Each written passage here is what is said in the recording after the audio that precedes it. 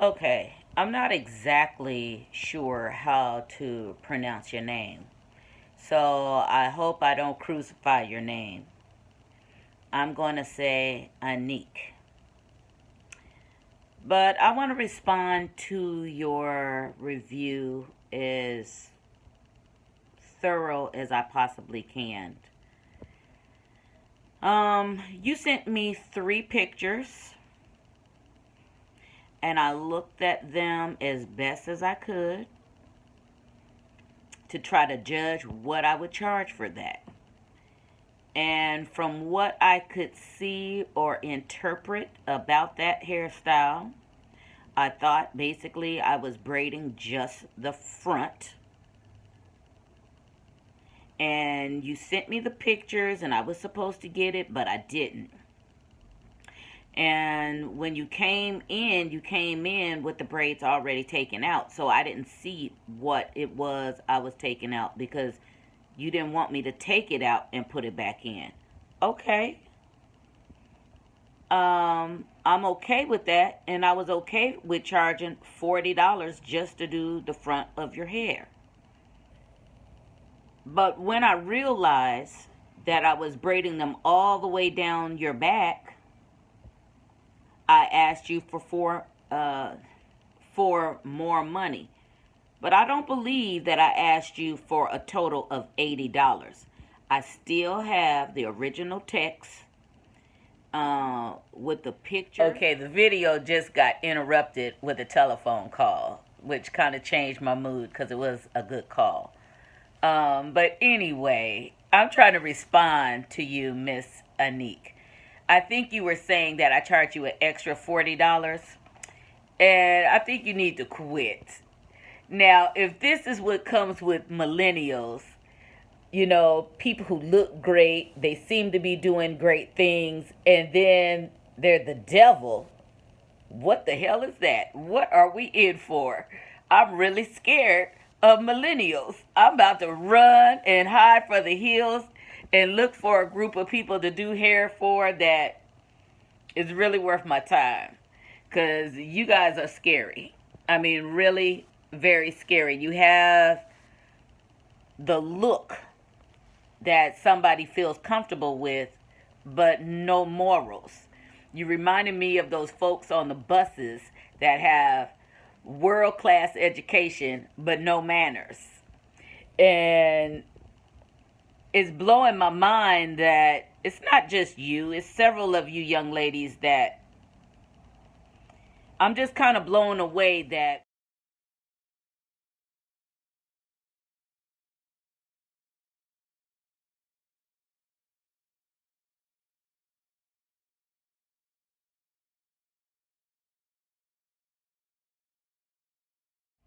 I'm just kind of blown away that whatever you were feeling about me, you couldn't tell me. As far as, I'm going to jump back and forth a little bit. As far as my brother, that's something I can't fix. But lately he has decided to go further in his music and actually record his music. So he goes to a band house quite often and stays there long term, and it gives me great peace, and I'm so happy about that.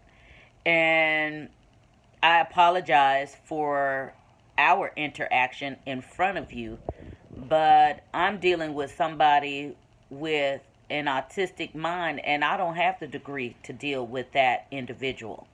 I try to get all the help that this city has to offer for him, but you can lead a horse to water, but you can't make him drink, you know? And at the end of the day, he and my interactions together are very stressful for me. So I can only apologize. If you're not willing to accept my apology, well, you made it clear to me you'll never be back. All right, you'll never be back. But let's talk about those braids for a little bit. You called my braiding work subpar, and I'm really insulted about that, because the braids you sent me a picture of wasn't even consistent in size.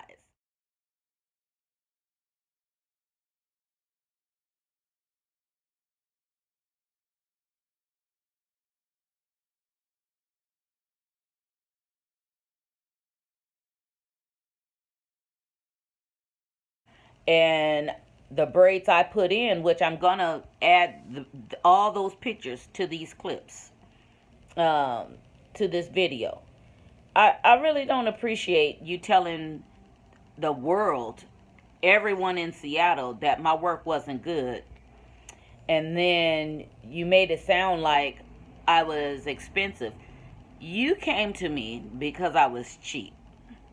And I'm not the only braid artist in Seattle. There are several braid shops in Seattle and several toward the south end. You've got Africans, you've got Americans.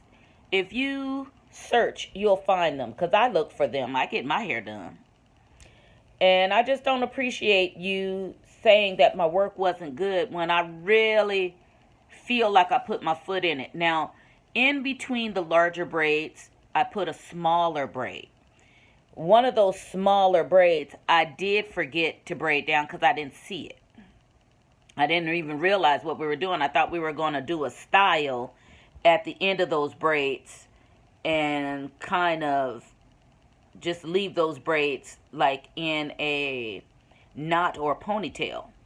When I realized what you really wanted, then that means I had to go back and add hair and braid them all the way down to the ends. There was one that I missed. And you're telling not a lie, but a damn lie when you say I didn't finish it. No, I didn't finish that one single braid. I tied it into a bigger braid. But the perception that you're trying to make for the public regarding me, I'm really annoyed. You know, at this stage of the game, I'm looking for something higher than standing behind a chair anyway. I'm looking for something higher, such as teaching people to braid. Teaching people to braid their own family members or going into business for themselves. I think that's a better place for me because I get more satisfaction when I see that I've been able to teach somebody something and they've actually learned it. That makes me feel better about myself. And I think I'm at an age where I'm wanting to share what I have learned about hair from many different cultures of people. You know, and for you to call my work subpar, that's like the greatest insult when you came here with some braids that was truly subpar. So while you're over there in New York doing your thing, dancing and being as best you can, I would recommend that you be the most moral person that you can. Because I feel like you lied on me, and to me that's not being moral. That's being a scumbag. And yeah, I called you a scumbag because I didn't ask you for $80 for that style that I put on the front of your head. I thought it was fair that you give me $65 for that portion of the hair because it was more than what I had planned to do. And I didn't really see from your pictures what it was you were asking me to do. And somebody else might agree with you and someone else might agree with me. So at this point, I'm just going to tell you to have a nice day. And I can only, really apologize for the interaction with my brother. But anything else, I'm not apologizing for that. You should be paying for your hair to be done. That's what you go and get a service for. If you don't want to pay for a service, then go to a friend and let your friend braid your hair. Now have a nice day.